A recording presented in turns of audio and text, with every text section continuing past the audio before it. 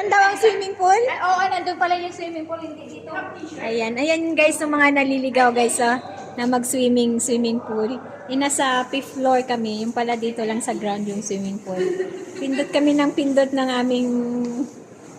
Uy, hayaan ka din niya na. Tara na. Okay. Ayan guys, dito po yan sa Harborview Hotel. Habol kami sa tag-init, laban sa tag-init guys, na taglamig na pala ngayon. Because the swimming pool is there.